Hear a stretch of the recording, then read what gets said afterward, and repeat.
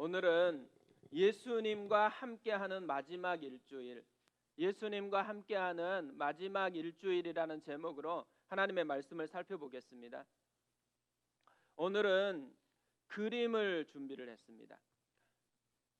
함께 보겠는데요. 둘 다 도미니코 페티라는 이탈리아 화가가 그린 그림입니다. 제목도 같습니다. 둘 다 에케 호모입니다. 이 사람을 보라라는 의미죠. 빌라도가 예수님을 군중에게 내보이면서 외친 말입니다. 둘 중에 어떤 게 더 완성도가 있어 보이나요? 왼쪽에 있는 그림은 10년 동안 고민하고 연습해서 완성한 그림입니다. 현재 이탈리아 피렌체 우피치 미술관에 많은 르네상스 작품들과 어깨를 나란히 하면서 전시가 되어 있습니다. 오른쪽 그림은 왼쪽에 있는 그림보다 5년 정도 먼저 그린 작품입니다. 완성도가 부족해서 그다지 주목을 끌지 못하고 헐값에 독일에 팔려 나갔습니다. 뒤셀로드프 미술관에 소장되었다가 현재는 비르츠부르크 레지던츠 궁전의 한 복도에 외롭게 걸려 있다고 합니다. 왼쪽에 있는 게 작품성은 훨씬 뛰어나지만 유명한 것은 오른쪽에 있는 그림입니다. 왜냐하면 이 오른쪽에 있는 그림을 보고 인생이 바뀐 사람들이 있기 때문입니다. 그 중에 한 명이 모라비아 형제단을 통해서 개신교 선교 역사를 바꾸었던 진센도르프 백작입니다. 1719년 19살이 되었을 때 유럽 여행을 하다가 뒤셀도르프 미술관에 전시된 이 그림 앞에 서게 됩니다. 그리고 이 그림 밑에 써 있는 이런 글을 보게 되어져요. 나는 너를 위해 목숨을 버렸건만 너는 나를 위해 무엇을 하고 있느냐. 이 그림을 보는 순간 가슴이 뜨거워져서 이렇게 고백을 합니다. 주님, 오랫동안 당신을 사랑했지만 당신을 위해 행한 것이 없습니다. 앞으로는 당신이 이끄시는 어떤 것이라도 행하겠습니다. 그의 인생이 180도 바뀌는 순간이었습니다. 모라비아 형제단이 만들어지게 되어지고 그로 인해 존 웨슬레가 변화가 되고 또 감리교가 만들어지게 됩니다. 기독교 역사를 만든 그림이 되어진 거죠. 또 그로부터 140년 후인 1858년에 독일에 유학을 온 영국 출신의 프랜시스 리들리 하버갈이라는 분이 이 그림 앞에 섭니다. 큰 감동을 받고 이런 찬송시를 지었습니다. 널 위해 몸을 주건만 너 무엇 주느냐. 널 위해 몸을 주건만 너 무엇 주느냐. 찬송가 111장 내 너를 위하여가 탄생하는 순간이었습니다. 생각해 보세요. 정말 수많은 사람들이 이 작품을 보았어요. 또 그리고 이 작품 밑에 쓰여진 그 글도 보았습니다. 그런데 다 지나쳤어요. 그들의 인생에 아무런 영향을 받지 못했습니다. 그런데 이 그림으로 인해서 인생이 바뀐 사람도 있다라는 거죠. 이번 주가 고난 주간입니다. 아마 많은 분들이 이 고난 주간을 함께 보낼 것입니다. 두 종류의 사람이 나뉘어질 거예요. 한 사람은 고난 주간인데도 고난 당하신 예수님에게서 아무런 영향을 받지 않는 사람입니다. 그냥 지나치는 사람인 거죠. 또 한 사람은 그 예수님으로 인해서 인생이 바뀌는 사람입니다. 그냥 지나친 게 아니고 멈추어서 그분을 만난 것이죠. 우리가 둘 중에 어느 쪽에 속하게 되기를 원하세요? 모두가 이번 고난 주간이 그냥 스쳐 지나가는 고난 주간이 아니고 주님을 깊이 만나는 그런 고난 주간이 되었으면 좋겠습니다. 그래서 진센도르프처럼 우리의 인생에도 변화가 일어나고 또 하버갈처럼 우리의 인생에도 찬송시가 쓰여졌으면 좋겠습니다. 사실 그걸 돕기 위해서 내일부터 고난주간 특별새벽 부흥회를 가지게 되어집니다. 이번 고난주간 특별새벽 부흥회를 가지면서 예수님의 마지막 일주일을 살펴보려고 합니다. 그 주제를 예수님의 마지막 일주일 이렇게 정하려고 했었거든요. 그러다가 설교 제목도 오늘 설교 제목처럼 주제를 바꾸었습니다. 예수님과 함께하는 마지막 일주일. 그냥 지나치는 예수님의 모습이 아니고 내 사건으로 경험하는 그런 예수님과 함께하는 이야기가 됐으면 하는 마음이기 때문입니다. 오늘 말씀도 보세요. 예수님의 마지막 일주일이 시작이 되어집니다. 예수님의 마지막 일주일의 시작은 예루살렘 성으로 입성하는 이야기입니다. 오늘 말씀을 보면 같은 장소에 있어요.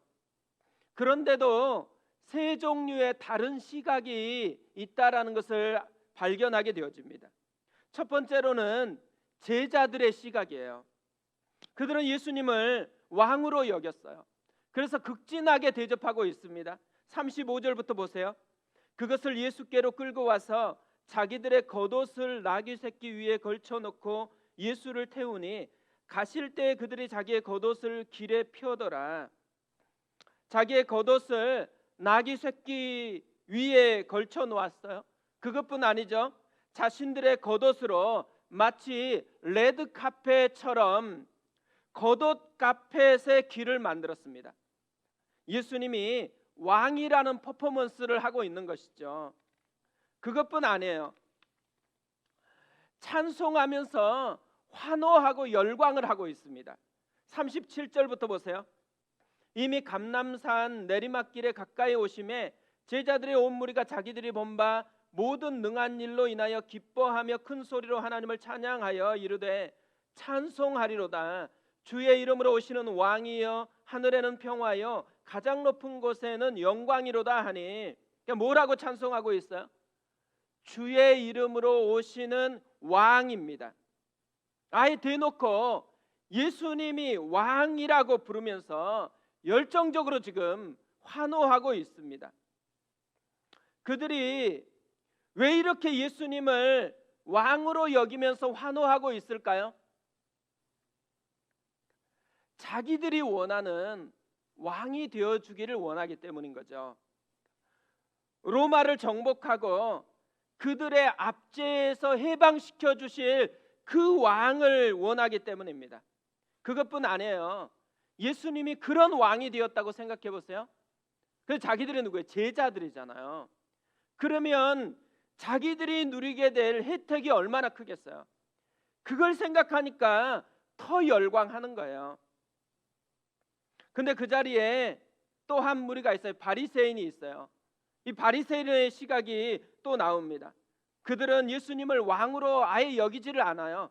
39절에 이렇게 되어 있습니다. 무리 중 어떤 바리새인들이 말하되 선생이여 당신의 제자들을 책망하소서 하거늘. 그냥 선생이에요, 선생.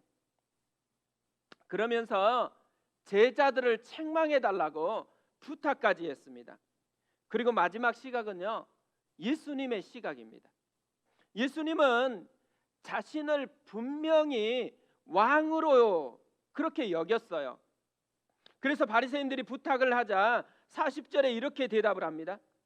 대답하여 이르시되 내가 너희에게 말하노니 만일 이 사람들이 침묵하면 돌들이 소리 지르리라 하시니라. 이 사람들이 침묵하면 돌들이 소리 지르리라. 뭘 의미하는 거예요? 자신을 왕으로 지금 여기는 이 사람들의 모습이 맞다라는 것을 얘기하는 거죠. 하지만 예수님이 생각하는 왕하고 제자들이 환호하는 왕은 좀 달랐습니다. 정복자로 화려하게 입성하는 왕이 아니라 다른 길을 걷는 왕이었어요. 다스리고 누리는 왕이 아니에요. 자기 백성을 살리고 섬기기 위해서 십자가에 달려 죽는 왕이었습니다. 예수님이 지금 올라가는 이 길은 킹스 로드가 아니에요. 크로스 로드입니다. 예수님은 이것을요, 제자들이 정말 알기를 원했어요. 그래서 전혀 다른 퍼포먼스를 보여주고 있는 것이죠. 세상 왕들처럼 말을 타고 화려하게 입성하는 게 아니에요. 나귀, 그것도 새끼를 타고 입성하고 있습니다. 왜 이렇게 이런 퍼포먼스를 하고 있겠어요? 이런 퍼포먼스를 보면서 깨달으라는 거죠. 진센도르프나 하버갈처럼 좀 깨달았으면 좋겠다라는 마음이 담겨 있는 거죠. 근데 제자들은 이것을 보면서도 깨닫지 못했습니다. 왜 그랬을까요? 이미 자신이 보고 싶은 것으로요, 마음이 가득 채워져 버렸기 때문에 그래요. 생각을 해보세요. 그림을 보고서 지나갔던 사람들하고 진센도르프나 하버갈의 차이가 어디에 있겠어요? 다른 사람들은요, 다 자기가 보고 싶은 그것으로 이미 마음이 가득 차 있었어요. 그래서 그것밖에는 안 보여요. 하지만 이 두 사람은요, 자기가 보고 싶은 것이 아니고 그 그림이 보여주는 것을 보고 싶어서 마음을 담고 서 있었던 것이죠. 예수님이 제자들에게 원했던 게 이런 모습이라는 거예요. 고난주간에 우리가 배워야 할 것 중에 정말 중요한 것이 있다면 이런 마음이라고 생각합니다. 내가 원하는 것으로 하나님을 바꾸려는 것이 아니고 하나님의 마음으로 나를 바꾸는 것이에요. 하나님 아버지의 마음이라는 찬양이 있어요. 아버지, 당신의 마음이 있는 곳에 나의 마음 있기를 원해요. 아버지, 당신의 눈물이 고인 곳에 나의 눈물이 고이길 원해요. 아버지, 당신이 바라보는 영혼에게 나의 두 눈이 향하기를 원해요. 아버지, 당신이 울고 있는 어두운 땅에 나의 두 발이 향하기를 원해요. 나의 마음이 아버지의 마음 알아 내 모든 뜻 아버지의 뜻이 될 수 있기를. 나의 온몸이 아버지의 마음 알아 내 모든 삶 당신의 삶 되기를. 이번 고난주간이 이런 하나님의 마음, 이런 예수님의 마음을 우리의 마음으로 그렇게 바꿔가는 시간이었으면 좋겠어요. 그러기 위해서 우리의 기도를 한번 바꿔봤으면 좋겠습니다. 그러니까 대부분 우리의 기도가 뭐예요? 나의 마음을 하나님께 좀 알아달라는 것이잖아요. 내 사정을 좀 하나님이 조금 알아달라고 그렇게 떼쓰는 것이잖아요. 이번에는요, 좀 바꿨으면 좋겠어요. 그러니까 나의 마음으로 하나님을 설득하는 기도가 아니고 하나님의 마음으로 내 마음을 설득하는 그런 기도를 해보았으면 좋겠습니다. 내가 원하는 것을 잠시 내려놓고 하나님이 원하는 게 뭔지를 물어보았으면 좋겠어요. 하나님이 원하시는 것이 나에게 보여지면 그것을 내가 해보겠다고 나를 사용해 달라고 기도해 보았으면 좋겠습니다. 그래서 우리도 진짜 이 노래를 불러보았으면 좋겠어요. 나의 마음이 아버지의 마음 알아 내 모든 뜻 아버지의 뜻이 될 수 있기를. 나의 온몸이 아버지의 마음 알아 내 모든 삶 당신의 삶 되기를. 이번 고난주간이 아버지의 마음, 이 아버지의 뜻이 우리의 가장 중요한 주제가 되었으면 좋겠습니다. 이런 하나님 아버지의 마음을 어떻게 알 수가 있을까요? 오늘 예수님은 이것을 우리에게 잘 보여준다고 생각합니다. 하나님 아버지의 마음이 어디에 있는지를 예수님께서 자신의 온 몸으로 우리에게 보여주고 있는 장면이 오늘 말씀이라고 생각해요. 하나님의 마음은요, 말씀을 이루는 것에 있다라는 거예요. 본디오 빌라도가 유다 총독으로 임명을 받았을 때 예루살렘 성으로 입성하면서 정복자의 화려한 그런 입성식을 하고 싶었나 봅니다. 그래서 로마 황제의 얼굴을 깃발에 새기고서 말을 타고서 화려하게 예루살렘 성으로 오고 있었거든요. 그런데 유대인들이 목숨을 내놓고 반대를 한 거예요. 그래서 자기가 원하는 대로 입성식을 거치지 못했습니다. 그 기억이 지금 남아 있었던 이스라엘 사람들이에요. 그런데 예수님께서는요, 전혀 다른 입성을 하고 있는 거예요. 만왕의 왕이신 그분이 말을 타고 화려한 정복자의 모습이 아니고 초라한 나귀 새끼를 타고 입성을 하는 것입니다. 왜 예수님께서 하필 나귀 새끼를 타고 입성을 하고 있을까요? 성경은 그 이유를 딱 하나로 마태복음 21장 4절에서 이렇게 기록을 하고 있어요. 이는 선지자를 통하여 하신 말씀을 이루려 하심이라 일렀으되 시온 딸에게 이르기를 내 왕이 내게 임하나니 그는 겸손하여 나귀 곧 멍에 매는 짐승의 새끼를 탔도다 하라 하였느니라. 말씀을 이루려 하심이라. 특별히 스가랴 9장 9절 말씀에 예언해 놓았기 때문에 그 말씀을 이루기 위해서 이렇게 나귀 새끼를 타고 있다라는 거죠. 지금 제자들이 잔뜩 기대하고 있는 거거든요. 왕이신 예수님이 멋지게 화려하게 말을 타고 당당하게 입성하는 것을.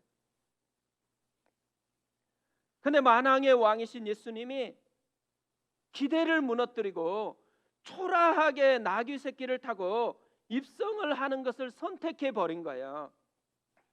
생각해 보세요, 이 모습을. 이럴 때 우리가 쓰는 전문 용어가 있어요. 쪽팔리게. 그러잖아요. 나귀 새끼를 타고 입성하는 이것은 모양이 안 나오는 것이잖아요. 순종은요, 쪽팔릴 수 있다라는 거예요.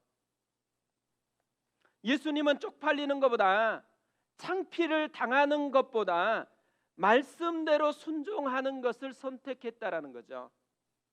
우리도 그랬으면 좋겠어요. 그러니까 이번 고난주간에 우리가 해야 되는 하나님의 마음, 예수님처럼 말씀을 이루려고 도전하는 것입니다. 보통 고난주간이 오면 교회에서 하는 것들이 있어요. 근데 대표적인 게 뭐예요? 금식입니다. 금식. 뭐 하지 말라는 것들이에요. 음식 먹지 않는 게 금식이잖아요. 근데 요즘에는 음식에다만 금식을 붙이는 게 아니고 뭐 다 금식을 붙였어요. TV 보지 말라, 미디어 금식, 휴대폰 보지 말라, 스마트폰 금식, 게임 하지 말아라, 게임 금식. 웬만한 거 뭐 좀 거슬리는 거 있으면 다 금식을 붙여가지고 하지 말라고 그렇게 하고 있습니다. 물론 이렇게 뭘 안 하는 것 필요할 때가 있죠. 하지만요, 너무 하지 말라라는 것에 고난주간의 의미를 부여하면 안 된다라는 거예요. 제가 궁금해가지고요, 예수님의 일주일 쭉 살펴보았거든요. 놀라운 거, 금식이 하나도 안 나와요. 예수님이 잘 먹었어요. 심지어 잡히기 전날에는 유월절 만찬까지 그렇게 베풀었습니다. 예수님은 하지 말라라는 것에 초점을 맞춘 것이 아니고요, 무엇을 할 것인가에 초점을 맞추었더라고요. 그러니까 고난주간은 무엇을 하지 말아야 될 것인가에 초점을 맞추는, 그리고 그것으로 만족하는 주간이 아니라는 거예요. 오히려 적극적으로 무엇을 해야 할 것인가에 초점을 맞추는 거라는 거예요. 평상시에 예수님이 기뻐하는 것을 하지 않았다면 고난 주간만이라도 예수님이 기뻐하는 그것을 하는데 초점을 맞추는 거라는 거죠. 그 중에 특별하게 우리가 해야 되는 게 뭐라는 거예요? 말씀을 가까이 하는 것. 그러니까 평상시에 말씀을 안 읽었으면 고난 주간에는 말씀을 읽어야 된다라는 거예요. 평상시에는 말씀을 읽고 그냥 지나쳤다면 고난 주간에는 그 말씀대로 시도해 보는 것, 살아보는 것. 그래서 우리도 말씀을 이루려 하심이라, 이게 우리의 고난 주간이 됐으면 좋겠습니다. 두 번째로요, 하나님 아버지의 마음이 어디에 있냐면 영혼을 위해 우는 것에 있다라는 거예요. 예수님이 예루살렘 성에 가까이 오셨을 때 한 가지 했던 것을 소개하고 있어요. 41절에 이렇게 되어 있습니다. 가까이 오사 성을 보고 우시며, 그러니까 지금 주변에는 어떻게 됐어요? 난리가 났어요. 막 환호하고 막 찬양하고 축제인데 예수님께서 완전히 분위기가 식어지게 울고 있어요. 예루살렘 성을 보시고 우시며, 여기서 우시었다라는 말은요, 그냥 조용히 숨죽여서 울었다라는 얘기 아니에요. 엉엉 큰 소리를 내면서 대성통곡했다라는 말이에요. 완전히 분위기 브레이커. 예수님의 장점이 이건 같아요. 분위기 깨는 거. 이 좋은 분위기를 살려줘야 되는데 왜 예수님은 이 좋은 분위기를 깨면서 우는 것을 하고 있을까요? 42절부터는요, 그 이유를 우리에게 이렇게 설명을 하고 있어요. 이르시되 너도 오늘 평화에 관한 일을 알았더라면 좋을 뻔하였거니와 지금 내 눈에 숨겨졌도다. 날이 이를지라 내 원수들이 토둔을 쌓고 너를 둘러 사면으로 가두고 또 너와 그 가운데 있는 내 자식들을 땅에 메어치며 돌 하나도 돌 위에 남기지 아니하리니 이는 내가 보살핌을 받는 날을 알지 못함을 인함이니라 하시니라. 크게 두 가지라는 거예요. 하나는 평화에 관한 일을 모르기 때문이래요. 원래 예루살렘의 의미가 뭐예요? 두 단어가 합성이거든. 터라는 것과 평화라는 말. 그러니까 평화의 터. 그래서 평화의 도시라는 그런 의미예요. 그런데 지금 평화의 왕이 자기 앞에 있어요. 만왕의 왕이신 예수님이 진정한 평화를 만들기 위해서 인간의 몸을 입고 오셨어요. 그뿐 아니라 십자가에 달려 죽으심으로 모든 죄의 대가를 지불하고 진정한 평화를 주시려고 지금 자기 앞에 서 있는 거예요. 그런데도 모르고 있다라는 거예요. 왜 몰라요? 눈에 숨겨졌기 때문에. 또 한 가지 이유는요, 임박한 멸망의 위기를 감지하지 못하기 때문이라는 거예요. 예루살렘이 멸망당할 것이 예수님의 눈에는 보여요. 근데 이들의 눈에는 보이지 않는다라는 거예요. 이들에게는요, 유월절 축제에 들떠있는 그 모습만 있어요. 그런데 보살피시는 주님의 임재가 사라졌다라는 것을 전혀 모르는 거예요. 화려한 종교의 행위 속에 빠져 있다가 진짜 중요한 주님의 임재가 사라졌다라는 거, 그것 때문에 멸망당할 수밖에 없다라는 것을 이들이 인식하지 못하고 있다라는 거예요. 그런 그 영혼들이 불쌍해서 예수님께서 울고 있다라는 거죠. 최고의 복음 전도자였던 D.L. 무디 선생님이요, 한 청년이 찾아와서 얘기를 나누었어요. 근데 이렇게 얘기를 나누다가 보니까 D.L. 무디 선생님이 얘기에 집중 안 하고 자꾸 창밖을 집중해서 쳐다보고 있는 거예요. 그 청년이 궁금하잖아요. 뭘 보고 있는지. 근데 오히려 무디 선생이 젊은이에게 묻는 거예요. 젊은이, 뭐가 보이는가? 이 젊은이가 창밖을 보면서 많은 사람들이 지나가고 있는 것을 보았어요. 그러면서 많은 사람들이 오고 가고 있습니다. 이렇게 대답했어요. 무디 선생님이 불같이 화를 내면서 갑자기 이렇게 이야기를 하시는 거예요. 젊은이, 자네의 눈에는 지옥을 향해 나아가는 저 불쌍한 영혼들이 진짜로 보이지 않는단 말인가? 저는 오늘 말씀을 보고요, 또 이 이야기를 생각하면서 옛날에 우리의 선배들의 신앙, 그리고 옛날에 저의 모습이 생각이 많이 나더라고요. 옛날에는 그렇게 울었어요. 한 사람이 벤치에 앉아 있어도 그 영혼이 혹시라도 지옥을 가는 것 아닌지 그 영혼에 대한 안타까움 때문에 지나치지 못하고 수업을 빼먹었었던 그런 적도 많았거든요. 그런데 어느 순간에 보니까요, 이 마음이 많이 식어져 있는 그런 모습을 발견하게 되어진 거죠. 사실 오늘 말씀을 보세요. 진짜 울어야 될 사람이 누구예요? 예수님이 아니에요. 예루살렘 성에 있는 들떠 있는 이들이 진짜 울어야 되는 사람들이죠. 근데 진짜 울어야 되는 사람들은 울지 않아요. 예수님이 대신 울어주고 있습니다. 왜냐하면요, 알기 때문에 그런 거죠.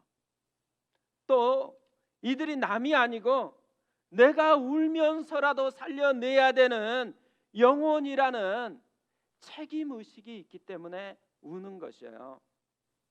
이번 고난주간에 우리가 회복해야 될 것이 있다면 이런 예수님의 마음이라고 생각합니다.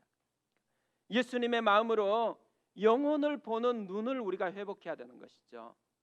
예수님과 같이 영혼을 향한 책임의식을 우리가 회복해야 되는 것이죠. 생각해 보세요. 우리 곁에도 이런 영혼이 얼마나 많이 있어요.